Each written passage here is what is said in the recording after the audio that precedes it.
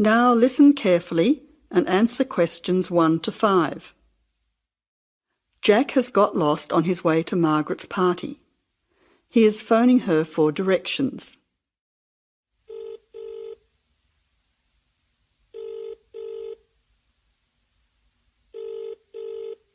Hello, is that Margaret? Yes, who's speaking?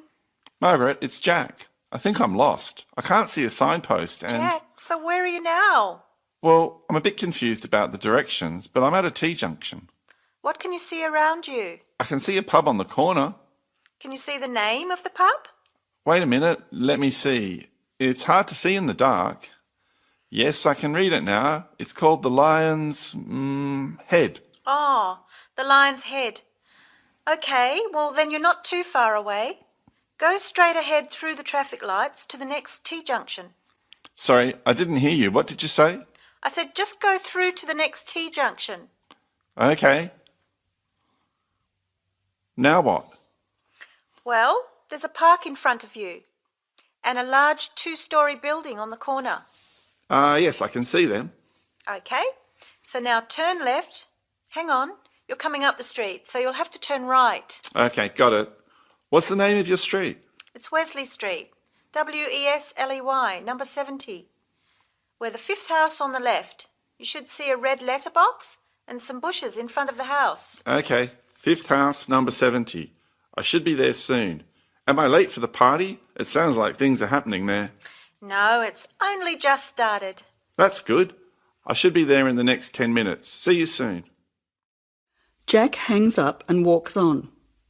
7 minutes later, he calls Margaret again, as he still can't find the house.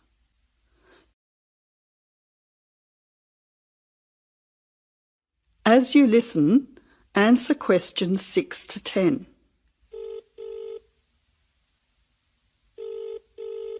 Who's speaking? Hi, Margaret. It's Jack again. Sorry to bother you. Listen, would you mind doing me a favour? Of course, what? Could you tell Mike I have got his camera? I've tried to send him a text message, but it's not going through. Oh, he's not here yet. Oh dear, he said he'd be there early. He might be lost too.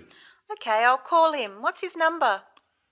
0482 563379. Oh, so that's 0485. No, 0482 563379. Okay, I'll call him right away. But where are you now? Well, I'm in your street, but I still can't find your house. I can't see the numbers very clearly, or a red letterbox. It's pretty dark. I thought you said it was easy to find. Oh, okay, wait there. I'll come outside and get you. All right then, and don't worry about calling Mike. I'll try to call him now. Hang on, there's someone coming down the street. It looks like Mike. Oh, and I can see the letterbox now. It was hidden behind a bush. See you soon.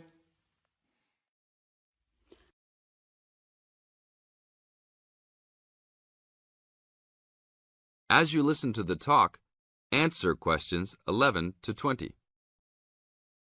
Well, good morning, everybody. My name's Madeline Stewart, and I'm here to tell you about the recreational facilities available on campus, and also to tell you something about what the town has to offer. You may already know that your Students' Union membership also includes membership of the Sports Union, which provides a range of sporting and recreational facilities on campus, much the same as those in most British universities. The Sports Union has football, tennis, and cricket teams in local competitions. And really, most sports are catered for in some way on campus, even if they're just social matches.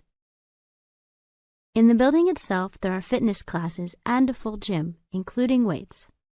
The Sports Union can also provide cheap tickets to some major sporting events. And to keep you up to date with everything available, there's a weekly newsletter distributed around the campus.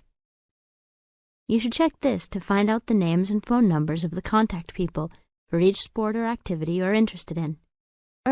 Yes, did you have a question? Yes, apart from what you've just said, does the Sports Union offer individual help in any of its activities, for example, in getting fit and healthy?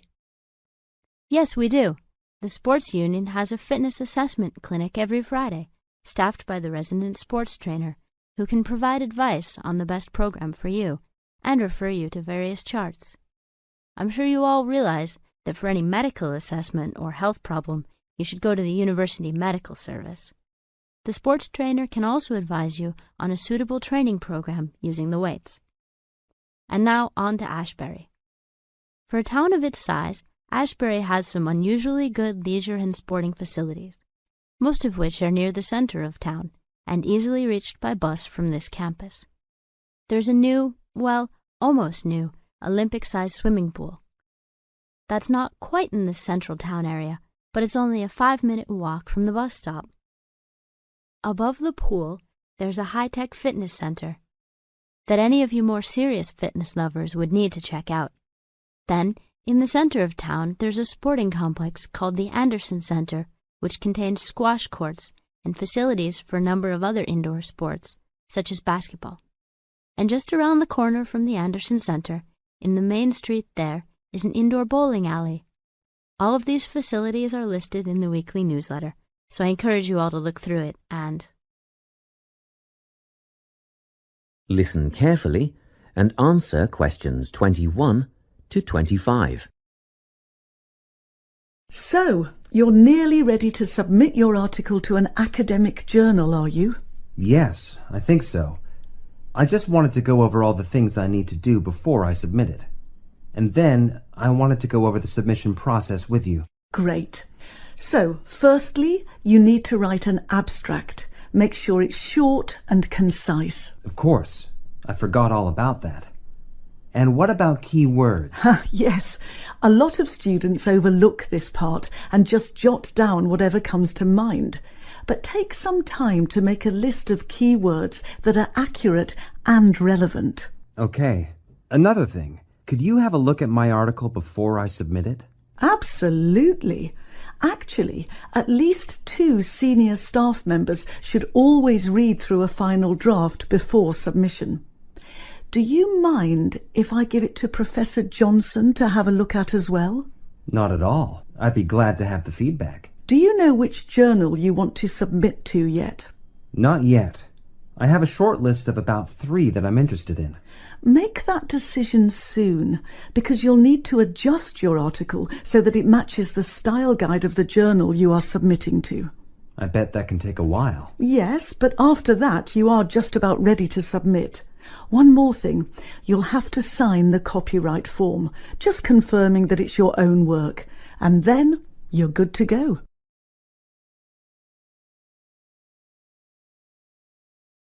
Now listen and answer questions 26 to 30. Now, the submission process. How does it work exactly? Well, the first thing is to just send it off. You've got to send in the manuscript before anything else can happen. Sure. And then should I call to check if they have received it? No need for that, no. All you have to do is just log on to your email regularly, because you will get a submission confirmation once they have processed the manuscript. And that will have comments on what they thought of it? No comments yet. That email is just to let you know they have received it. The next stage is what is known as peer review. This is when experts in the field review your manuscript and decide whether to accept it. They'll never accept me. I'm only a master's student. Don't worry about that, Jeremy. It's all done through a double-blind method. That means that whoever reads your manuscript has no idea whether you are a grad student or a Nobel Prize laureate. They'll only be judging your work, not you. Well, that's good to hear. And then what, once they've made their decision? Well, there are 4 possible outcomes. You might get an acceptance, but a first-off acceptance is very, very rare. Don't pin your hopes on it. You could also get a rejection, but these don't happen very often either. I don't think this will be a problem. What do you think I'll get? If you're very lucky, you'll get a conditional acceptance.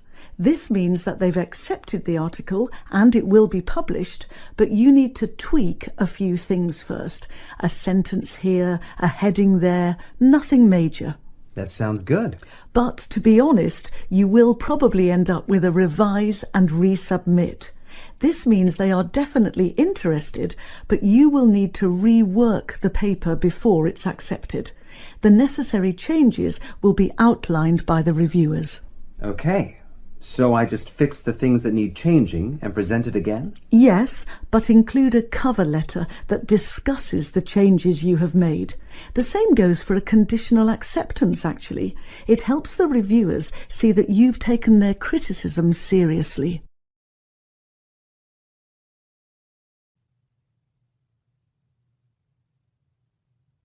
Now listen carefully and answer questions 31 to 33. Now, today we're going to be finding out about the most popular sports in the Emerald Isle. That's Ireland, of course. Can you guess what they are? Well, there are these two lesser-played games, a form of rounders and Gaelic handball. But we'll start with one which is perhaps over 3,000 years old, arriving in Ireland with the Celts, some claim. That may be a slight exaggeration, but I consider it to be the fastest field game in the world, and it goes by the name of hurling. Well, that's what it's known as in the English-speaking world anyway. So, what do you have to do? You've got 15 players on a team, one of them the goalkeeper. Each one has a stick called a hurley. Here you are. I've brought mine along. Had it since I was at school. This is what it looks like, and basically you have to get this ball, called a sliotar, that's S-L-I-O-T-A-R,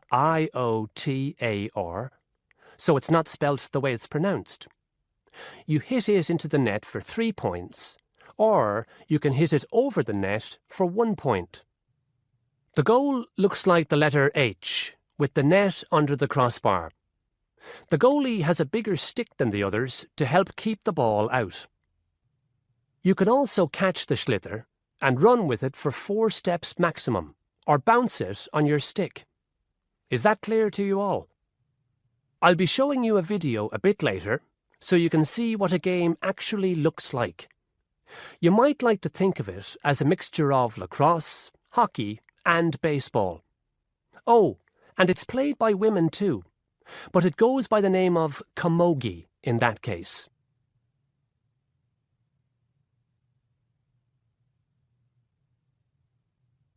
Now listen and answer questions 34 to 40. I'll give you a bit of the history, shall I now? Generally, the golden age of the game is considered to be the 18th century. But systematic rules were first agreed and drawn up at that great shrine of learning, Trinity College Dublin, in 1879, founding the Irish Hurling Union, closely followed just a few years later by the formation of the Gaelic Athletics Association. With greater organisation last century, the All-Ireland Hurling Championship got off to a flying start, and I'm proud to say that my own native city of Cork has won more than 20 titles over the years. But then, so have Kilkenny and Tipperary. Is it only played in Ireland? No. Well, it is the only country with a national team at the moment, but you may be surprised to discover there are hurling clubs in London, as well as in America and Argentina, to name just a few. The other game I'd like to take a little time to introduce you to is Gaelic football, which is played on the same pitch as hurling with the same number of players, but there's no net. You just have to get the ball over your opponent's goalposts, and you can do that by kicking or punching the ball. However, you're not supposed to do that to the players, I might add. Imagine it as a combination of soccer and basketball. But in my opinion, it's a more exciting spectacle than either of those. Excuse my bias, if you will. It's also very popular with women. In fact, there are more women's teams than for any other sport. Whether despite or because of the physical contact involved, I wouldn't like to say. They do play a shorter game, 60 minutes, rather than the men's 70. So, let's have a look. If we can have the lights down, I'll see if I can get this technology to work. You now have half a minute to check your answers.